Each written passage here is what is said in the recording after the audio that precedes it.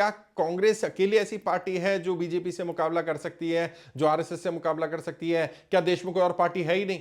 तो मुझे लगा इस पर बात रखनी चाहिए। देखिए, ऐसा नहीं है पार्टियां नहीं है, और ऐसा नहीं है कोई और मुकाबला नहीं कर रहा है या कोई और मुकाबला नहीं कर सकता है। अगर हम अलग अलग राज्यों की बात करें तो वेस्ट बंगाल में देखिए, वेस्ट बंगाल में तो कांग्रेस कहीं भी नहीं है और वहां आरएसएस भी सक्रिय तौर पर काम कर रही है, बीजेपी अपोजिशन में है। और क्या भारतीय जनता पार्टी से वो कांग्रेस लड़ पाने की स्थिति में है? नहीं है, बिल्कुल भी नहीं है। लेकिन जब हम बात करते हैं पैन इंडिया की, राज्यों की बात करें तो जैसे यूपी में बात कर लें तो समाजवादी ज्यादा पावरफुल है लड़ने के। अगर तमिलनाडु की बात कर लें तो वहां एम के स्टालिन डीएमके, एआईडीएमके, वहां बीजेपी का कोई ज्यादा अस्तित्व नहीं है।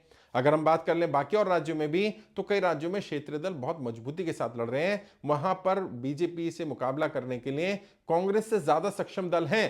लेकिन जब बात आती है राष्ट्रीय स्तर पर, जब बात आती है देश के स्तर पर, यह बात बिल्कुल सच है, इसको स्वीकार करना पड़ेगा। भले आप कांग्रेस के समर्थक ना भी हो तो भी आपको यह बात स्वीकार करनी पड़ेगी, कांग्रेस अकेली ऐसी पॉलिटिकल पार्टी है जिसका देश के हर गांव में कोई ना कोई कार्यकर्ता, कोई ना कोई नेता, कोई ना कोई झंडा उठाने वाला, कोई ना कोई समर्थक मिल जाएगा। अकेली ऐसी पार्टी है जिसकी एक विचारधारा है और आजादी के इतिहास से लेकर आज तक उस विचारधारा पर आरएसएस से लड़ने के मामले में हो, जनसंघ से लड़ने के मुकाबला करने के मामले में हो या भारतीय जनता पार्टी से हो, उससे मुकाबला लगातार कर रही है, करती हुई नजर आ रही है। एक सेकुलर विचारधारा है, सबको साथ लेकर के चलने की विचारधारा है। और सबको साथ, जो सबका साथ सबका विकास नरेंद्र मोदी जी ने नारा दिया, एक्चुअली वो नारा सबसे ज्यादा फिट कांग्रेस पर होता है। और आरएसएस जितना बड़ा संगठन आरएसएस चला रहा है, अगर आरएसएस से कोई भी व्यक्ति मुकाबला करना चाहता है, कोई पार्टी संगठन मुकाबला करना चाहता है, जब तक वो पैन इंडिया अपनी रूट इतनी डेवलप ना कर ले जितनी कांग्रेस की है, तब तक वो मुकाबले के बारे में सोच भी नहीं सकता। कांग्रेस की आज रूट्स बहुत ज्यादा गहरी हैं। और मैं बार बार बोलता हूं, कांग्रेस अकेली ऐसी पार्टी है जिसका कार्यकर्ता कभी मरता नहीं। कार्यकर्ता सो जाता है फिर जाग जाता है। और कांग्रेस बाउंस बैक करना अच्छी तरह जानती है। 5 साल लगे, 10 साल लगे, 15 साल लगे, कांग्रेस एक बार बाउंस बैक अगर करने पर आ जाए तो कोई रोक नहीं सकता साहब। ये और बात है, राज्यों में कांग्रेस पिछड़ती जा रही है और कांग्रेस बीजेपी से नहीं पिछड़ रही है। आप जिन भी राज्यों की बात करें जहां कांग्रेस आज मुकाबला करने की स्थिति में नहीं है बीजेपी आरएसएस से, वहां पर कांग्रेस का वोट शेयर है, वो वोट शेयर किसी और को चला गया। उत्तर प्रदेश की बात करें, अगर समाजवादी पार्टी मुकाबला कर पा रही है, करने की स्थिति में है, तो समाजवादी के पास वही वोट शेयर है जो कांग्रेस का वोट शेयर है। अगर तमिलनाडु की बात करते हैं तो तमिलनाडु में तो कांग्रेस पहले बहुत मजबूत पार्टी रही है, वहां सरकार बनाई है कांग्रेस ने। वेस्ट बंगाल की बात करें तो वेस्ट बंगाल में भी टीएमसी के पास, ममता जी के पास जो वोट शेयर है, वो वही वोट है जो कांग्रेस का वोटर रहा, वो कांग्रेस का वोटर वहां है।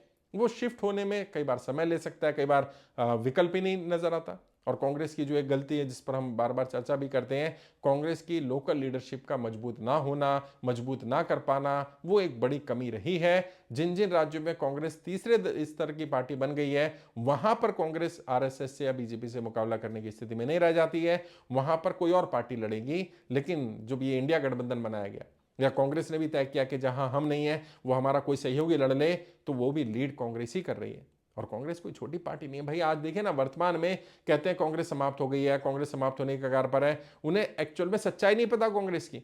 वर्तमान में बुरी स्थिति के बाद भी कांग्रेस के पास 150 से ज्यादा सांसद हैं, लोकसभा और राज्यसभा मिलाकर के।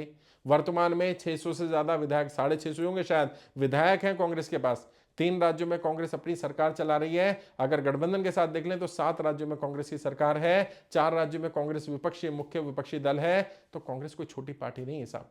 और कई राज्यों में जहां बीजेपी का अस्तित्व नहीं है, वहां भी कांग्रेस का अस्तित्व है। तो यानी कांग्रेस बीजेपी से भी एक मायने में बड़ी पार्टी है। भले ही भारतीय जनता पार्टी अपने आप को दुनिया की सबसे बड़ी पार्टी क्लेम करती है, और है भी, जो आंकड़ों के हिसाब से देखें तो उनकी मेंबरशिप के हिसाब से वो सबसे बड़ी पार्टी है। लेकिन वो आंकड़ों को जब आप डिवाइड करेंगे नॉर्थ इंडिया और साउथ इंडिया में, तो पता चलेगा 80% वोटर या सपोर्टर या कार्यकर्ता नॉर्थ इंडिया में मिलेगा और साउथ इंडिया में उतना पेनिट्रेशन नहीं है। केरला में पेनिट्रेशन नहीं है, मैंने बताया आंध्रा में उतना पेनिट्रेशन नहीं है, तमिलनाडु में उनका उतना पेनिट्रेशन नहीं है। ऑल्दो कर्नाटका में सरकार बनाई, लेकिन आज कर्नाटका में कांग्रेस की सरकार चल रही है। अगर हम बात करें तेलंगाना में, वहाँ कांग्रेस की सरकार चल रही है। और आहिस्ता आहिस्ता कांग्रेस ने अपने आप को जैसे रिवॉल्व किया है, इवॉल्व किया है, कांग्रेस अपने आप को बदलाव में की स्थिति में ला रही है, मुकाबला करने की स्थिति में ला रही है। और आरएसएस के लोग, या चाहे भले ही आपको उनकी आइडियोलॉजी पसंद हो या ना हो, कांग्रेस से ही सबसे ज़्यादा डरते हैं। अगर आप देखेंगे, उन्हें सबसे ज़्यादा डर ये रहता है कि अगर कांग्रेस ही सत्ता आ गई, और अब तो कांग्रेस सीख भी गई है, पहले तो शायद कांग्रेस बदले की भावना में उतना काम नहीं करती थी, लेकिन अगर कांग्रेस की सत्ता सेंटर में आ गई तो आरएसएस के लिए, आरएसएस के जैसे और संगठनों के लिए बहुत बुरे दिन आने वाले हैं। और ये बात शायद उन्हें मालूम है, और इसीलिए उन्हें सबसे ज़्यादा डर आरएसएस से को कांग्रेस से रहता है। और कांग्रेस में भी जितना मुखर होकर के राहुल गांधी जी आरएसएस पर अटैक करते हैं, अपनी हर स्पीच में बोलते हैं, उनके कार्यकर्ताओं में, कांग्रेस के कार्यकर्ताओं में एक जोश जुनून डालने का काम कर रहे हैं। कांग्रेस ही है, ऐसा नजर आने लगा है, जो डायरेक्ट बीजेपी या आरएसएस से मुकाबला करती है। आपने देखा किसी और पॉलिटिकल पार्टी के नेता को आरएसएस के बारे में बोलते हुए इतना खुलकर? कोई और पॉलिटिकल पार्टी का नेता नहीं मिलेगा, चाहे वो कितनी बड़ी पार्टी हो, चाहे राज्य में सरकार चला रही हो, चाहे कितना बड़ा नेता हो। उनको मालूम है आरएसएस पर अटैक करना मतलब बहुत नेगेटिव भी हो सकता है, बहुत बुरा भी असर पड़ सकता है, कुछ भी नुकसान हो सकता है। लेकिन अगर राहुल गांधी जी अटैक कर रहे हैं, कांग्रेस डायरेक्ट अटैक कर रही है, अटैक करती नजर आ रही है, तो इसका मतलब यह है कि वही मुकाबला करने की स्थिति में भी है। और यदि आरएसएस की विचारधारा से किसी को भी लड़ना है, उसे कांग्रेस की बिना सपोर्ट के कर पाना संभव नहीं होगा।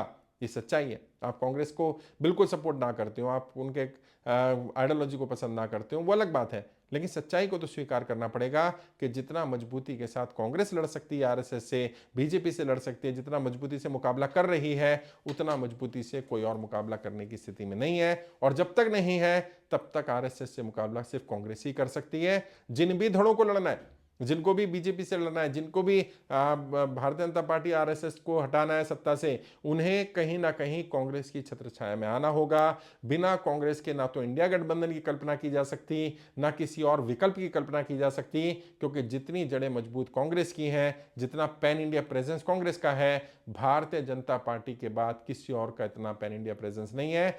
इवन कई राज्यों में, जैसे मैंने कहा, भारतीय जनता पार्टी और आरएसएस से ज्यादा पेनिट्रेशन कांग्रेस का है, और यही कांग्रेस की सबसे बड़ी जीत भी है।